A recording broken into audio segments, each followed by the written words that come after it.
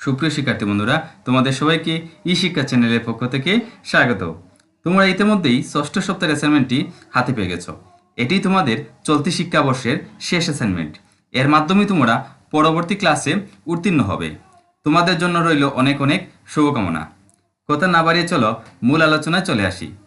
এ পর্যায়ে আমি তোমাদের সাথে আলোচনা করব কিভাবে তোমরা গণিত অ্যাসাইনমেন্টটি সমাধান করতে পারবে। শিক্ষার্থী বন্ধুরা, তাহলে চলো প্রথমে আমরা এই সপ্তাহের প্রশ্নটি দেখে নিই। এই সপ্তাহে তোমাদের গণিতের অ্যাসাইনমেন্টের উপর 3টি সৃজনশীল প্রশ্ন দেওয়া আছে। প্রশ্ন 3টি দেখে নিই। প্রশ্ন 1, প্রথমে 3টি রাশি দেওয়া আছে। 3টি বীজগাণিতিক রাশি হলে খ নম্বর প্রশ্ন হচ্ছে প্রথম রাশিটির পদ সংখ্যা কয়টি এবং কি কি। খ হচ্ছে রাশি 3টির যোগফল নির্ণয় করো। গ হচ্ছে x=3 y=2 হলে প্রথম রাশি থেকে তৃতীয় রাশি বিয়োগফলের মান নির্ণয় করো। প্রশ্ন 2, কোন এবিসি সমান 60 ডিগ্রি। খ প্রশ্ন হচ্ছে কোন এবিসিকে চাঁদার সাহায্যে অঙ্কন করো। খ হচ্ছে কোন এবিসি কে সমদ্বিখণ্ডিত করো রুলার ও কম্পাসের সাহায্যে। গ হচ্ছে অঙ্কনের চিহ্ন ও বিবরণ দাও। প্রশ্ন নম্বর 3, একজন শিক্ষার্থী 40 থেকে 60 পর্যন্ত সংখ্যাগুলোর মধ্যে নিম্নের সংখ্যাগুলো লিখলো। অর্থাৎ এখানে কয়েকটি সংখ্যা দেওয়া আছে, এই সংখ্যাগুলো সে লিখলো।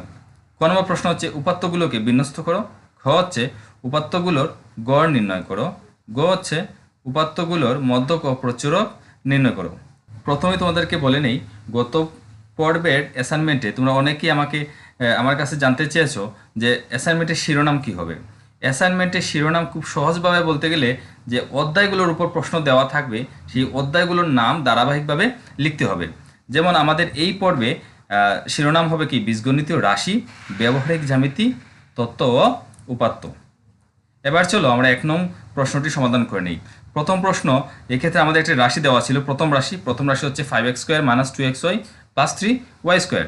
এখন আমাদের প্রশ্নে বলছিল কি যে এই রাশিতে পদ সংখ্যা কয়টি ও কি কি। তো তোমরা এখানে সহজেই দেখতে পাচ্ছ যেখানে পদ হচ্ছে 3টি।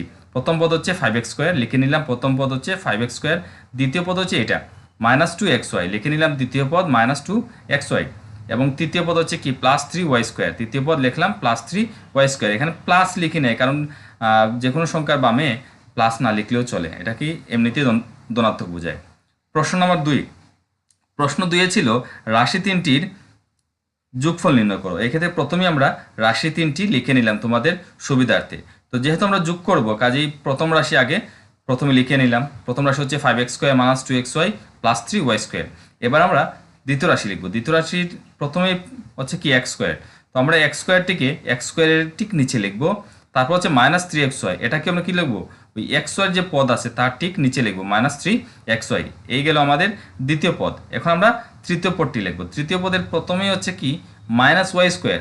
তাহলে এই -y², এই পদটিকে আমরা লিখবো কি শুধুমাত্র y² এর নিচে। তো যেহেতু আমরা এই জায়গায় লিখেছি y², কাজে ঠিক তার নিচে লিখবো কি -y²। এটা আমরা সাজিয়ে লিখলাম। তারপর হচ্ছে +5xy, তাহলে এটাকে আমরা লিখবো কি xy এর নিচে। তাহলে আমাদের xy আছে এখানে এবং তার ঠিক নিচে লিখে নিলাম কি 5xy, আর সামনে প্লাস চিহ্ন না দিলেও চলে। এবার আমরা এই সংখ্যাগুলো যোগ করে নিই। 5x² এর সাথে x² যোগ করলে কি হয় 6x² লিখে নিলাম 6x²। তারপর হচ্ছে -2xy এবং -3xy, -2xy এবং -3x² যোগ করলে কি হয় -5xy। তাহলে -5xy এর সাথে আবার +5x যোগ করলে কি হয় 0 হয়ে যায় বা কাটাকাটি হয়ে যায়। তারপর দেখো এখানে আছে +3y² এবং এর সাথে -y² যোগ করলে কি হয় +2y² হয়। এবার আমরা চলে যাই আমাদের 1 নম্বরের ঘ প্রশ্নে। এই ক্ষেত্রে আমাদের প্রথমে যে তথ্যটি দেওয়া ছিল সেটি হচ্ছে x=3 এবং y=2। এবার আমাদের প্রশ্নে বলা হয়েছিল যে প্রথম রাশি থেকে তৃতীয় রাশি বিয়োগফলের মান নির্ণয় করো। তো এই ক্ষেত্রে আমরা প্রথম রাশি থেকে তৃতীয় রাশি বিয়োগফলের মানটা আগে দেখে নিই কি হয়। লিখলাম প্রথম রাশি বিয়োগ তৃতীয় রাশি। প্রথমেই আমরা প্রথম রাশি মানটা লিখে নিই। প্রথম রাশি মান হচ্ছে কি 5x² - 2xy + 3y²। এতটুকু হচ্ছে আমার প্রথম পদ। তারপর হচ্ছে মাইনাস চিহ্ন লিখে নিলাম। তারপর হচ্ছে তৃতীয় রাশি আমাদের যে উদ্দীপক আছে সেখানে দেওয়া ছিল কি -y² + 5xy। সো এই ক্ষেত্রে আমরা এখানে একটি ব্র্যাকেট দিয়ে দিচ্ছি, কারণ সামনে যেহেতু মাইনাস চিহ্ন আছে কাজে এখানে অবশ্যই একটি ব্র্যাকেট দিতে হবে। এবার আমরা এইখানে করব কি মাইনাস চিহ্ন দ্বারা এই ব্র্যাকেটের ভিতরে যতগুলো পদ আছে সবগুলাকে গুণ করে নেব এবং এর সামনে যতটুকু ছিল সবগুলা সেমভাবে আমরা লিখে নিলাম। মাইনাসে মাইনাসে প্লাস ওয়াই স্কোয়ার হয়ে যাবে, তারপর এটা প্লাস এটা মাইনাস, প্লাসে মাইনাসে গুণ করলে কি হয়ে যায় মাইনাস 5xy। এবার আমরা এখানে সমপদ জাতীয় সংখ্যাগুলো আমরা যোগ করে নিই। এখানে আছে এক্স স্কোয়ার পদ আর নাই, আর না থাকার কারণে 5x স্কোয়ার যেরকম ছিল সেরকম লিখে নিলাম। তারপর হচ্ছে xy পদ, এখানে xy আছে -2xy এবং এখানে আছে -5xy। -5xy এবং -2xy যোগ করলে কি হয় -7xy, লিখে নিলাম -7xy। তারপর হচ্ছে +3y স্কোয়ার এবং এর সাথে +y স্কোয়ার যোগ করলে কি হয় 4y স্কোয়ার। এবার আমরা x এবং y এর মান এখানে বসিয়ে দেব। যেমন প্রথম হচ্ছে 5 ইন্টু হচ্ছে x স্কোয়ার, x এর পরিবর্তে আমরা কি লিখতে পারি, এই দেখো x এর মান হচ্ছে 3, কাজে এখানে x এর পরিবর্তে আমরা লিখতে পারি 3, যেহেতু স্কোয়ার ছিল স্কোয়ার লিখে নিলাম। -7 ইন্টু x ইন্টু y, তাহলে প্রথমে লিখলাম 7 ইন্টু x এর পরিবর্তে আমরা কি লিখতে পারি 3, আমাদের এই যে প্রশ্নে দেওয়া ছিল 3, x এর পরিবর্তে আমরা লিখলাম কি 3, ইন্টু হচ্ছে y এর পরিবর্তে আমরা কি লিখতে পারি, আমাদের প্রশ্নে ছিল y এর মান 2, লিখে নিলাম 2, plus 4 into y square, 4 into y এর পরিবর্তে আমরা কি লিখতে পারি 2, লিখলাম কি 2 স্কোয়ার। ব্র্যাকেটে তোমরা অবশ্যই লিখে নিবা যে x ও y এর মান বসিয়ে পাই।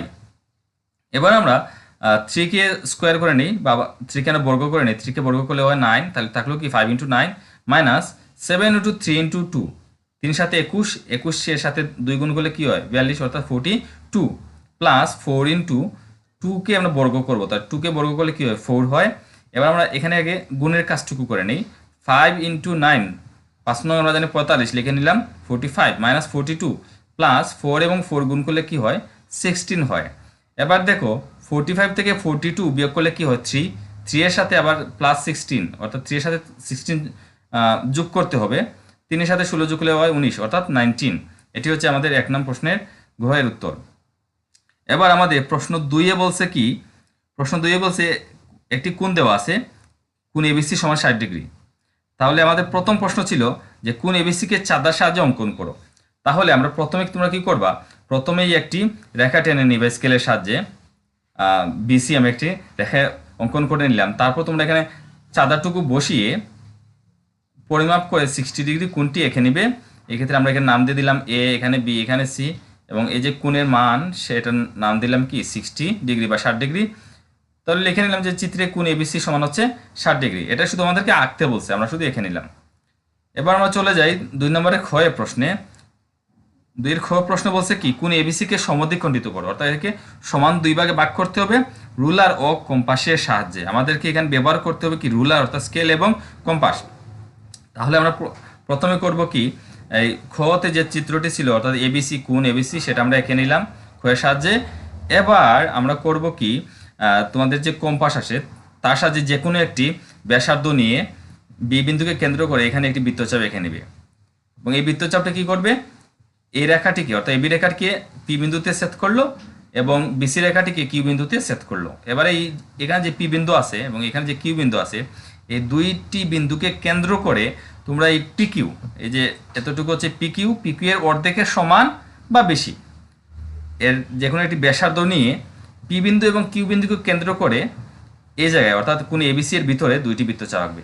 যেমন কিউ বিন্দু থেকে আমি আঁকলাম এখানে একটি বৃত্তচাপ, পি বিন্দু থেকে আঁকলাম এখানে আরেকটি বৃত্তচাপ, তারা পরস্পরকে কি করছে আর বিন্দুতে ছেদ করেছে। এখন আমরা বিয়ার যোগ করে বর্ধিত করে নিলাম।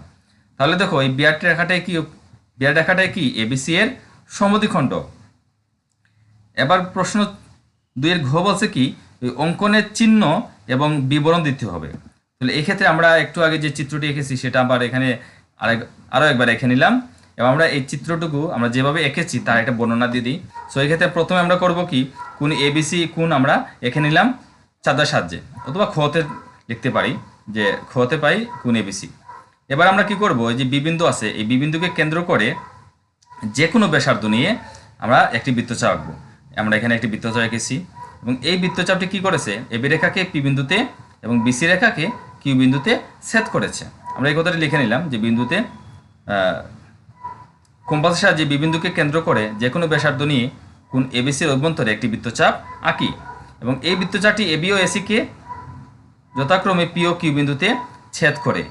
পি পি ও কিউ বিন্দুকে কেন্দ্র করে, এখন এই যে পি বিন্দু আছে এবং কিউ বিন্দু আছে, এই দুটি বিন্দুকে কেন্দ্র করে আবার কম্পাসের সাহায্যে আমরা আরও দুটি বৃত্তচাপ আঁকলাম। যেমন কিউ বিন্দু থেকে এখানে একটি বৃত্তচাপ, পি বিন্দু থেকে এখানে আরও একটি বৃত্তচাপ আঁকলাম এবং তারা পরস্পরকে এটা বিন্দুতে ছেদ করেছে, ও বিন্দুর নাম দিলাম আমরা বিআর। একথা লিখে নিলাম যে পি ও কিউ বিন্দুকে কেন্দ্র করে পি কিউ এর অর্ধেকের বেশি ব্যাসার্ধ নিয়ে আরও দুটি বৃত্তচাপ আঁকি। বৃত্তচাপ দুটি পরস্পরকে আর বিন্দুতে ছেদ করে। এবার আমরা বিআর যোগ করে নিই, এই যে বিআর আছে বিআরটা যোগ করে নিলাম। তাহলে বিআর একাংশ কোণ এবিসি এর সমদ্বিখণ্ড। তাহলে এই যে বিআর রেখা আমরা যেটি পেলাম সেটি হচ্ছে কি কোণ এবিসি কে সমান দুই ভাগে ভাগ করেছে, অর্থাৎ বিআরটাই হচ্ছে কি কোণ এবিসি এর সমদ্বিখণ্ড। এবার আমরা চলে যাই আমাদের সৃজনশীল প্রশ্ন 3-এর, অর্থাৎ এটাই হচ্ছে আমাদের কি এই অ্যাসাইনমেন্টের সর্বশেষ প্রশ্ন। এই প্রশ্নে বলা ছিল একটি উদ্দীপকে একটি উপাত্ত দেওয়া ছিল, প্রশ্নে বলা ছিল কি উপাত্তগুলোকে মানের ক্রমানুসারে সাজাও। এক্ষেত্রে আমরা প্রথমে লিখে নিলাম উপাত্তগুলোকে মানের ঊর্ধ্বক্রমে সাজিয়ে পাই, যে সংখ্যাগুলো ছিল সেগুলোকে কি করলাম মানের ঊর্ধ্বক্রমে সাজিয়ে নিলাম। তো প্রথমে হচ্ছে সর্বনিম্ন সংখ্যা এবং সব শেষে হচ্ছে সর্বোচ্চ সংখ্যা সাজিয়ে নিলাম। এবং 3-এর খ প্রশ্ন বলছে কি যে উপাত্তগুলো গড় নির্ণয় করো। তো এক্ষেত্রে দেখো তোমরা এখানে যে উদ্দীপকে যে প্রশ্নটি ছিল উপাত্তটি ছিল সেখানে মোট সংখ্যা হচ্ছে 13টি, কাজে লিখে নিলাম উদ্দীপকে মোট 13টি সংখ্যা আছে। তো এক্ষেত্রে আমরা প্রথমেই করব কি সংখ্যাগুলোর যোগফল নির্ণয় করব। তাহলে লিখলাম সংখ্যাগুলোর যোগফল। এখানে যে উদ্দীপকে যে সংখ্যাগুলো ছিল সবগুলোকে প্রথমে আমরা যোগ আকারে লিখে নিলাম, এই যে 42 যোগ 43 এই যে সংখ্যাগুলো ছিল, তারপর 45 যোগ 45 যোগ 45, এভাবে সবগুলো আমরা যোগ আকারে লিখে নিলাম এবং ক্যালকুলেটরের সাহায্যে এই সবগুলো সংখ্যা আমরা যোগ করে নিলাম। যোগ করলে দেখা যায় যে যোগফল হয় কি 636। এবার আমরা গড় নির্ণয় করব। আমরা জানি গড় সমান কি সংখ্যাগুলোর যোগফল, অর্থাৎ যতগুলো সংখ্যা থাকবে সবগুলোকে আমাদেরকে যোগ করতে হবে এবং এই যোগফলকে আমরা ভাগ করব কি দ্বারা মোট সংখ্যা দ্বারা, অর্থাৎ গড় সমান সংখ্যাগুলোর যোগফল ডিভাইডেড বাই মোট সংখ্যা। এবার আমরা সংখ্যাগুলোর যোগফলের মান বসে দিই। আমরা একটু আগে পেয়েছি যে সংখ্যাগুলোর যোগফল হচ্ছে 636, তাহলে লিখে নিলাম সংখ্যাগুলোর যোগফল হচ্ছে 636 এবং নিচে হচ্ছে কি মোট সংখ্যা, মোট সংখ্যা হচ্ছে আমাদের 13টি, কাজেই নিচে লিখে নিলাম 13 এবং 636কে 13 দ্বারা ভাগ করলে হয় ভাগফল 48.92। এরকম আরও অনেকগুলো সংখ্যা আছে, আমরা দশমিকের পরে শুধুমাত্র 2 লিখে নিলাম, অর্থাৎ 48.92। এবার আমরা চলে যাই প্রশ্ন 3-এ। প্রশ্ন 3-এ বলছে যে উপাত্তটি ছিল সেখান থেকে আমাদেরকে মধ্যক বের করতে হবে এবং প্রচুরক বের করতে হবে। তো প্রথমে আমরা খতে যে আমরা বিন্যস্ত উপাত্ত বের করেছিলাম সেটি আগে এখানে লিখে নিলাম, এটা আমরা ক থেকে পেয়েছি, লিখে নিলাম। এখানে মোট সংখ্যা হচ্ছে 13টি যা বেজোড় সংখ্যা এবং আমরা জানি বেজোড় সংখ্যা থাকলে মধ্যক থাকে একটি এবং মধ্যক বের করার সূত্র হচ্ছে n যোগ 1 ভাগ 2 তম পদ। এখানে n হচ্ছে কি মোট সংখ্যা। এবার আমরা মান বসিয়ে দিই, n এর মান হচ্ছে কত, মোট সংখ্যা হচ্ছে 13, n এর পরিবর্তে আমরা লিখলাম 13 যোগ 1 ভাগ 2, এতটুকু ঠিক থাকলো তম পদ। এবার 13 সাথে আমরা 1 যোগ করব, 13 সাথে 1 যোগ করলে কি হয় 14, লিখলাম 14 ভাগ হচ্ছে নিচে 2 তম পদ। এবার 14কে 2 দ্বারা ভাগ করলে 7 তম পদ এবং 7তম পদের মান আমরা এখানে দেখতে পারি 1 2 3 4 5 6 7, এটা হচ্ছে আমাদের 7তম পদ বা সপ্তম পদ এবং সপ্তম পদের মান কত 47, লিখে নিলাম 47। এবার আমাদেরকে আরো একটি প্রশ্ন বলা ছিল, অর্থাৎ দ্বিতীয় অংশ আরেকটি ছিল কি প্রচুরক নির্ণয় করো। কাজে লিখলাম প্রদত্ত উপাত্তে দেখা যাচ্ছে যে 45 সংখ্যাটি সর্বোচ্চ 3 বার আছে।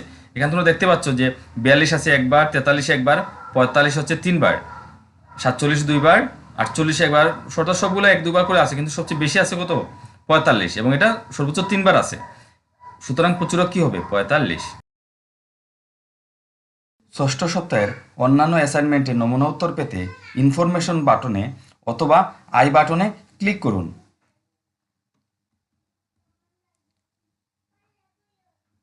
শিক্ষার্থী বন্ধুরা, খুব শীঘ্রই শুরু হতে যাচ্ছে ই শিক্ষা চ্যানেলে ডিজিটাল অনলাইন ক্লাস। ষষ্ঠ থেকে অষ্টম শ্রেণীর অনলাইন ক্লাস শুরু হবে আগামী বছরের ফেব্রুয়ারি মাসে। আপাতত নবম দশম শ্রেণীর বিশেষ করে 2021 সালের এসএসসি পরীক্ষার্থীদের জন্য অনলাইন ক্লাস পরিচালনা করা হবে। ই শিক্ষা চ্যানেলের সকল আপডেট পেতে আমাদের চ্যানেলটি সাবস্ক্রাইব করে তার পাশে থাকা বেল আইকনটি চালু করে নিন। এতে আমরা কোনো ভিডিও আপলোড করলে সাথে সাথে একটি নোটিফিকেশন আপনাদের মোবাইলে চলে যাবে। ভিডিওটি দেখার জন্য আপনাদের সবাইকে ধন্যবাদ।